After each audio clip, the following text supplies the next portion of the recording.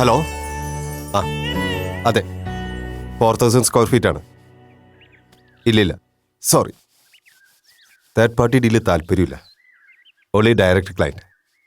No sorry. Okay.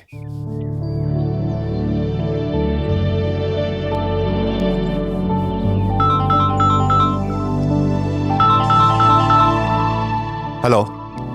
ആ yes, അതെ, തിരുമലയ്ക്കടുത്താ. അതെ, 5 ബെഡ്റൂം, 15 സെന്റ് പ്ലോട്ടാണ്. ആദ്യം നിങ്ങൾ വന്ന് വീട് കാണുക, നെഗോസിയേഷൻ നേരിട്ടാവാ. ഓക്കെ, വിളിച്ചിട്ട് വന്നോളൂ. മോർണിംഗ് മുരളി. മോർണിംഗ്. മുരളി രാവിലെ തന്നെ നല്ല തിരക്കിലാണെന്ന് തോന്നുന്നു. ആ, കുറച്ച് കോൾസ്. വാ, നമുക്ക് അകത്തോട്ടിരിക്കാം.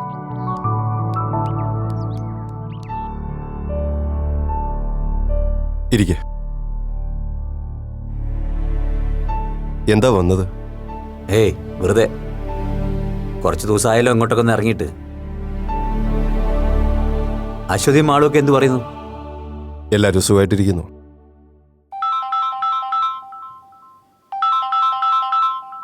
കുറച്ചേരം സൈലന്റ് മോഡിൽ കിടക്കട്ടെ.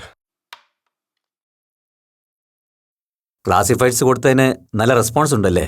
ആ, അത്യാവശ്യം. വിളിക്കുന്നത് കൂടുതലും ബ്രോക്കേഴ്സാണ്. അതിൽ താല്പര്യമില്ലെന്ന് പറഞ്ഞാലും പിന്നെയും വിളിച്ചുകൊണ്ടിരിക്കും.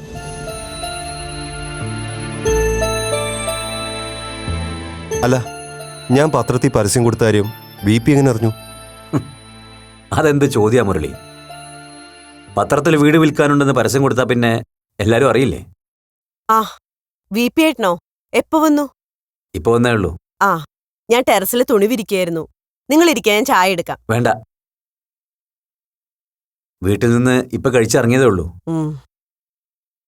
എനിക്ക് നിങ്ങൾ രണ്ടുപേരുമായിട്ടൊന്ന് സംസാരിക്കാനുണ്ട്.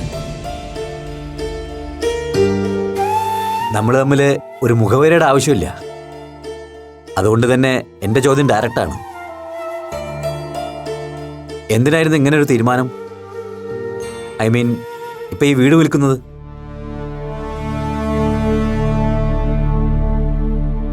ഫിനാൻഷ്യൽ പ്രശ്നങ്ങളൊന്നും ഇല്ലാന്നറിയാം.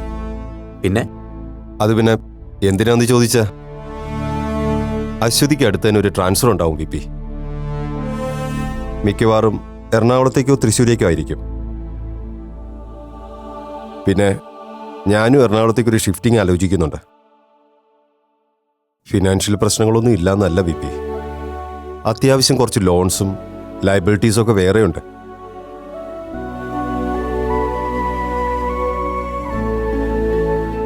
അതുമല്ല, അമ്മ ഏതോ ജോത്സ്യനെ കൊണ്ട് നോക്കിച്ചപ്പോ ഇവിടെ എന്തൊക്കെയോ ദോഷങ്ങളുണ്ടെന്ന് പറയുന്നു. അങ്ങനെ എല്ലാം കൊണ്ട് നോക്കുമ്പോ ഒരു ഷിഫ്റ്റിംഗ് നല്ലതാണെന്ന് തോന്നി. മുരളി, കഴിഞ്ഞ 1-1.5 മാസമായിട്ടേ ഉള്ളൂ നമ്മൾ തമ്മിൽ വേണ്ടത്ര അപ്ഡേഷൻ ഇല്ലാതെ പോയിട്ട്. അതുവരെയുള്ള തൻ്റെ എല്ലാ ലയബിലിറ്റീസും, തൻ്റെ മാത്രമല്ല എൻ്റെയും, നമുക്ക് പരസ്പരം അറിയായിരുന്നു. അതിലൊന്നും വീട് വിറ്റ് ബാധ്യത തീർക്കേണ്ട അവസ്ഥ തനിക്കോ എനിക്കോ ഉണ്ടായിരുന്നില്ല. ശരിയല്ലേ അശ്വതി? പിന്നെ അശ്വതിയുടെ ട്രാൻസ്ഫർ ഓർമ്മയുണ്ടോ? നമ്മൾ ഈ വീട് പണി തുടങ്ങുമ്പോൾ അപ്പൂനും മാളുവിനും 4 വയസ്സാ. മുരളി നാട്ടിൽ ബിസിനസ് തുടങ്ങി ഒന്ന് പച്ചപിടിച്ച് വരുന്നതേ ഉള്ളൂ. 2 ചെറിയ കുട്ടികൾ, 2 വീടുകളിൽ പണി, ഞങ്ങളുടെ 2 പേരുടെയും ജോലി തിരക്കുകൾ. അതിനിടയ്ക്ക് അശ്വതിക്ക് കോയമ്പത്തൂർക്ക് ട്രാൻസ്ഫർ. എല്ലാം കൂടി എങ്ങനെ മാനേജ് ചെയ്യണമെന്ന് അറിയാതെ ആഗ്രഹിച്ച് നേടിയെടുത്ത ജോലി റിസൈൻ ചെയ്യുന്നതിനെക്കുറിച്ച് പോലും അശ്വതി ആലോചിച്ചു പോയ സമയം ഓർമ്മയുണ്ടോ? അന്ന് ഗീതയാ മുന്നോട്ട് വന്നത്. ഞാനിവിടെ ഉള്ളപ്പോൾ അശ്വതി ജോലി രാജിവെക്കേണ്ട കാര്യമില്ലാന്നും പറഞ്ഞ് അശ്വതിക്ക് ഫുൾ സപ്പോർട്ടുമായി അവളാ ഒപ്പം നിന്നത്.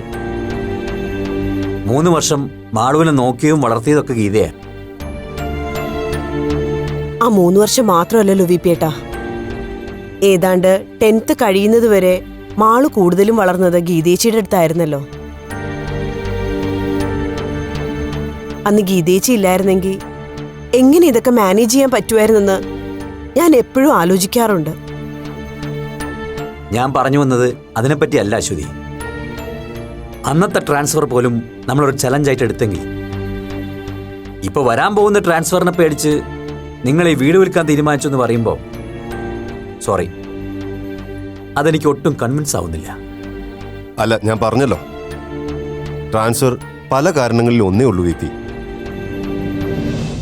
പക്ഷെ മുരളി, ഈ ലിസ്റ്റ് ചെയ്തതിലൊന്നും നിങ്ങൾ ഇവിടം വിട്ട് പോകാൻ തീരുമാനിച്ചതിന്റെ യഥാർത്ഥ കാരണമില്ലായിരുന്നു, ശരിയല്ലേ?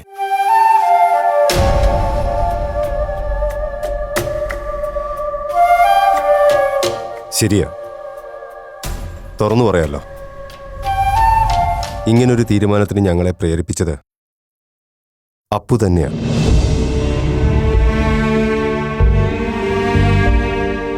അപ്പുവിനെ പേടിച്ചിട്ട് തന്നെയാ ഞങ്ങൾ ഇവിടെ വിട്ട് മാറാൻ തീരുമാനിച്ചത്.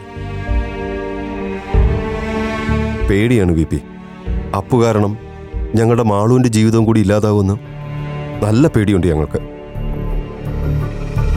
ഇപ്പൊ തന്നെ അപ്പു കാരണം മാളുവിന് വന്ന നല്ലൊരു പ്രപ്പോസൽ പോയി കിട്ടി. അതിലും നല്ലത് വേറെ വരുമായിരിക്കും. പക്ഷെ അപ്പോഴും അപ്പു കൂടെ ഉണ്ടെങ്കിൽ വയ്യ വി പി. മാളുവിന്റെ കാര്യത്തിൽ ഇനി ഞങ്ങൾക്കൊരു റിസ്ക് എടുക്കാൻ വയ്യ. അതുകൊണ്ട് തന്നെയാ ഇത് വിറ്റ് ദൂരെ എങ്ങോട്ടെങ്കിലും മാറാമെന്ന് വിചാരിച്ചത്. വി പി എന്ന് പറഞ്ഞതുപോലെ സ്വരം നന്നായിരിക്കുമ്പോൾ തന്നെ എല്ലാം വെച്ച് മതിയാക്കുന്നതാ നല്ലത്. എനിക്ക് മനസ്സിലാവുന്നുണ്ട്, ശരിയാണ്. അപ്പു കാരണം മാളുവിന്റെ ലൈഫ് സ്പോയിലാവാൻ പാടില്ല. ഇപ്പോ മാളു നിങ്ങളുടെ കുട്ടിയാണ്, നിങ്ങളുടെ മാത്രം കുട്ടി. ശരി, നിങ്ങളുടെ തീരുമാനം പോലെ തന്നെ നടക്കട്ടെ.